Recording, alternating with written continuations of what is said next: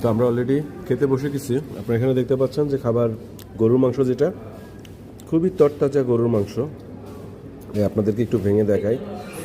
এই যে গরুর মাংস একদম নিখুঁত, খুব মনে হচ্ছে একদম কুরবানির মাংস, সুস্বাদু। তেল চিটচিটা যে তেলটা থাকে বাইরের খাবারগুলোতে সেগুলো নেই, খুবই ন্যাচারাল খাবার। সবাই খেতে বসছে। এখানে সবজিটা এটাও খুব ন্যাচারাল, তেল নাই, সালাডটাও খুব সুন্দর, একদম ঘরোয়া খাবার। বেলা রিসোর্টের যে খাবারটা, প্রতিটা খাবারই খুব সুন্দর। ওখানে নান রুটি আর মাংস খাচ্ছে সায়ান, আর আমরা সবাই গরুর মাংস এবং সাদা ভাত, সাথে সালাদ, সবজি, লেবু আছে, হ্যাঁ ডাউল আছে। তো বিশেষ করে গরু মাংসটা আমার কাছে খুব টেস্ট লাগছে। আমি অনেক সময় বাইরে গরু মাংস খাই না, যেমন স্বাভাবিকভাবে আমরা ঢাকায় অনেক হোটেলে রান্না খেয়ে থাকি, বা অনেক ভালো ভালো হোটেলগুলোতেও কেমন যেন একটা গ্র্যাভি দেওয়া হয়।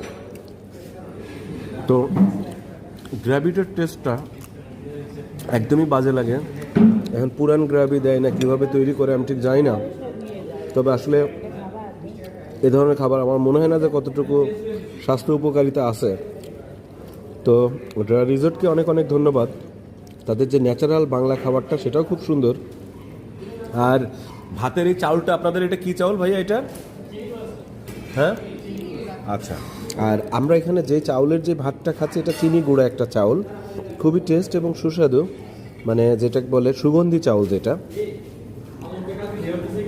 তো খুবই সুস্বাদু খাবার।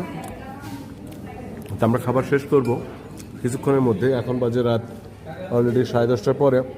তো এখানে 9:30 পর্যন্ত মূলত খাবার থাকে। এরপরে সিঙ্গেল যদি খাবার থাকে আপনারা অর্ডার করে খেতে পারবেন। আমরা বলে রাখছিলাম আমরা খাচ্ছি একটু লেট করে। এই ধন্যবাদ।